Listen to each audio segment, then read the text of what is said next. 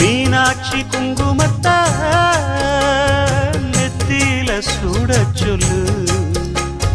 சொன்னதை நானும் கேட்கிறேன். சொர்ணமே அங்க போய் கூறிடு. அஞ்ச